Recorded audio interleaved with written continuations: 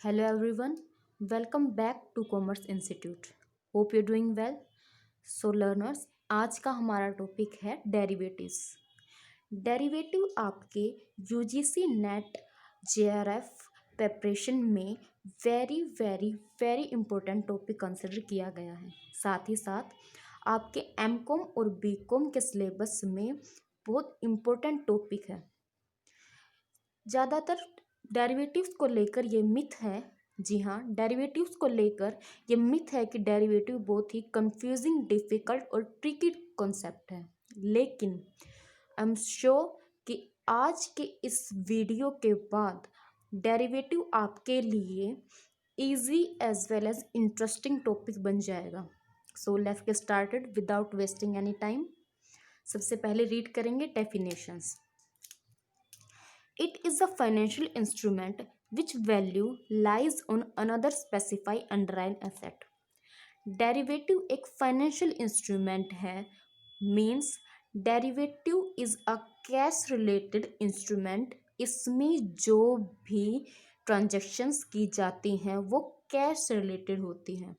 Which value lies on another specified underlying asset. अब another specified underlying asset क्या है? Another specify underline asset वो asset है जिसके ऊपर डेरिवेटिव को रिटर्न किया जाता है, मतलब जिसके बिहाफ पर डेरिवेटिव को रिटर्न किया जाता है। अब डेरिवेटिव को हम समझेंगे एक स्टोरी के थ्रू। जी हाँ, एक स्टोरी के थ्रू हम डेरिवेटिव को समझेंगे। सो लेट्स गेट स्टार्टेड। ये है दो दोस्तों की कहानी, जिनमें से एक का नाम है राम और एक का नाम है श्याम। दोनों बहुत ही अच्छे दोस्त थे और दोनों किसान थे। एक दिन दोनों खेत में बैठे हुए थे और बातें कर रहे थे। अब 3 महीने बाद फसल कटने वाली थी, तो शाम को फसल को लेकर बहुत ही चिंता थी। शाम राम से कहता है कि अब की बार जो फसल की वैल्यू है राम, वो तो बहुत कम हो जाएगी। और राम बहुत ही ऑप्टिमिस्टिक था। उसने कहा अब की बार फसल की वैल्यू कम नहीं होगी श्याम, अब की बार फसल की वैल्यू होगी ज़्यादा। दोनों में बातों ही बातों में लड़ाई हो जाती है। अब राम कहता है श्याम से, ठीक है, अगर तुम्हें ये लगता है कि फसल की वैल्यू जो है कम हो जाएगी, तो ऐसा कर, तू ये कॉन्ट्रैक्ट कर कि 3 महीने बाद फसल की वैल्यू जो भी हो, मैं जो कीमत पर तुम्हें बोलूँगा, तुम उस कीमत पर जो अपनी फसल है वो मुझे दोगे। चाहे फसल की वैल्यू कम हो या ज़्यादा हो, मैं तुम्हें एक स्पेसिफाई अमाउंट तुम्हारी क्रॉप के लिए दूंगा। श्याम रेडी हो गया, बोला ठीक है, मुझे तो अपनी एक स्पेसिफाई वैल्यू चाहिए, तुम्हें चाहे लॉस हो या फिर प्रॉफिट हो, मुझे कोई फ़र्क नहीं पड़ता। बोला ठीक है। जिस दिन उन दोनों में कॉन्टैक्ट हुआ, उस दिन जो क्रॉप की वैल्यू मार्केट में चल रही थी वो थी 10,000। तो श्याम बोलता है राम से कि 10,000 आज के दिन क्रॉप की वैल्यू चल रही है, मैं तुम्हें 12,000 में अपनी क्रॉप सेल करूँगा। राम बोला ठीक है, मैं 12,000 में तुम्हारी जो क्रॉप है वो 3 महीने बाद खरीद लूँगा। दोनों एग्री हो गए। अब आया कहानी में ट्विस्ट। 3 महीने बाद जो क्रॉप की वैल्यू है वो इंक्रीज होकर हो गई 15,000 रुपीज़। राम बहुत ही खुश हुआ, क्योंकि जो उसकी फोरसाइटनेस थी वो एग्जैक्ट थी, जो क्रॉप की वैल्यू है वो इंक्रीज हो गई। लेकिन श्याम बहुत दुखी हुआ, क्योंकि उसने अपनी वैल्यू जो मार्केट में 15,000 में बिक सकती थी, अब राम को कॉन्ट्रैक्ट की वजह से 12,000 में देनी होगी। तो राम ने अपनी जो वैल्यू जो क्रॉप है वो शाम ने अपनी वैल्यू जो कि क्रॉप की वैल्यू है वो 12,000 में राम को दे दी। अब दोनों की जो डील है वो पूरा हो गया, ट्रांजैक्शन पूरी हो गई। इसी तरह इस कॉन्ट्रैक्ट के थ्रू राम ने 3,000 का प्रॉफिट अर्न किया, क्योंकि वो 12,000 के अब शाम से क्रॉप खरीद लेगा और 15,000 में उसको मार्केट में सेल कर देगा। इसी तरह इस पूरी जो ट्रांजैक्शन उन दोनों के बीच में हुई उसको कहते हैं डेरिवेटिव। और इस डेरिवेटिव में जो अंडरलाइन असेट है वो क्या है? क्रॉप। जिसके ऊपर पूरा कॉन्ट्रैक्ट साइन किया गया था। इस क्रॉप की वैल्यू की वजह से ही उन दोनों का प्रॉफिट और लॉस जो है डिसाइड हुआ। तो जैसा कि हमने इसके डेफिनेशन में पढ़ा, derivative is a financial instrument, जो कि ये दिख रहा है, which value lies on another specify underline asset. Underline asset यहाँ पर क्या है, crop.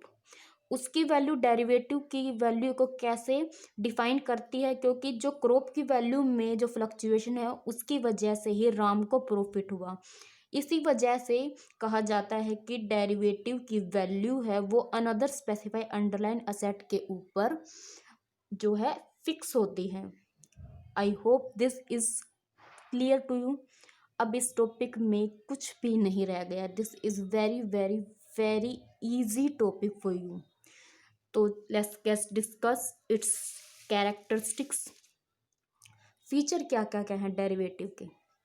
Transaction in secondary market. Derivative की जो ट्रांजैक्शन है वो सेकेंडरी मार्केट के अंदर की जाती है, ना कि प्राइमरी मार्केट के अंदर। आई होप आपको सेकेंडरी और प्राइमरी का डिफरेंस पता होगा। Transaction in secondary market, derivative की जो ट्रांजैक्शन है वो सेकेंडरी मार्केट में की जाती है।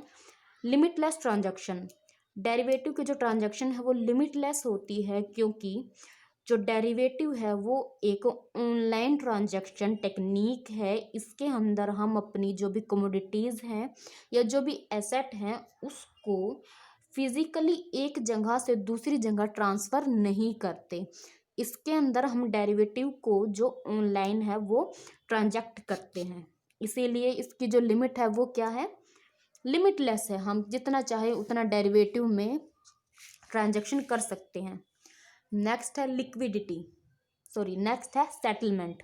सेटलमेंट से अब हमारा क्या मीनिंग है कि डेरिवेटिव को जो भी प्रॉफिट एंड लॉस है वो हम at the last of the transaction, हमारा जो प्रॉफिट और लॉस है उससे ही सेटलमेंट करते हैं। हम सिक्योरिटी को एक जगह से दूसरी जगह नहीं देते। जैसे कि अब ये वाली स्टोरी थी, इसमें जो राम को प्रॉफिट हुआ था 3,000, तो राम क्या करेगा, वो सिर्फ वैल्यू इसकी क्रॉप की वैल्यू को जो है ट्रांजैक्ट कर लेगा, ना कि उसको एक जगह से दूसरी जगह खेत को उठा के थोड़ी ना ले जा सकता है। इसीलिए जो हमारी सेटलमेंट है वो एट द लास्ट में की जाती है, जो हमारी सिक्योरिटी की बाइंग और सेलिंग अमाउंट है उसके रिगार्डिंग। लेकिन उस डेरिवेटिव को यूज़ करने के लिए हमें स्टार्टिंग में थोड़ा सा प्रीमियम देना पड़ता है। ये प्रीमियम भी कुछ स्पेसिफाइड डेरिवेटिव में ही दिया जाता है, जिसे हम फर्दर डिस्कस करेंगे आगे की वीडियोस में। नेक्स्ट पॉइंट है liquidity. Liquidity is a very essential point of derivatives. Derivative में लिक्विडिटी का मतलब है कि हम जब चाहे इस ट्रांजैक्शन से अपने आप को फ्री कर सकते हैं। हम किसी भी इन्वेस्टर को इस ट्रांजैक्शन को कभी भी सेल आउट कर सकते हैं। ज़रूरी नहीं है कि आप 3 महीने का आपका कॉन्ट्रैक्ट है तो उसमें बाइंड अप रहेंगे। आप किसी भी मोमेंट पर चाहें तो आप एक दूसरे इन्वेस्टर को अपनी ट्रांजैक्शन है वो दे सकता है, अपना कॉन्ट्रैक्ट सेल कर सकता है। नेक्स्ट है स्क्रीन बेस्ड ट्रांजैक्शन। डेरिवेटिव एक स्क्रीन बेस्ड ट्रांजैक्शन है, एक ऑनलाइन ट्रांजैक्शन है। इसके लिए कोई स्पेसिफाई मार्केट नहीं है। ये सेबी के या फिर ओटीसी मार्केट में किसी भी ऑनलाइन ट्रांजैक्शन की तरह परफॉर्म किया जाता है। नेक्स्ट है हेजिंग प्राइस टेक्निक। अब हेजिंग क्या है? हेजिंग का मतलब है कि जब एक इन्वेस्टर अपने रिस्क अनसर्टेनिटी से छुटकारा चाहता है तो वो अपनी कमोडिटी के या फिर अपने एसेट के प्रॉफिट को भी कम करने के लिए तैयार है। वो कहेगा कि चाहे मुझे कम प्रॉफिट मिल जाए लेकिन एक स्पेसिफाई लिमिट जो मेरी प्रॉफिट की है वो फिक्स होनी चाहिए, इसीलिए वो अपने सिक्योरिटीज़ या कमोडिटीज़ को दूसरे इन्वेस्टर को बाय करने के लिए जो है रेडी हो जाता है। इसी प्रोसेस को हेजिंग कहते हैं। तो डेरिवेटिव भी अपने रिस्क या अनसर्टेनिटी को कवर करने के लिए किया जाता है, इसीलिए इसको हेजिंग टेक्निक कहा जाता है।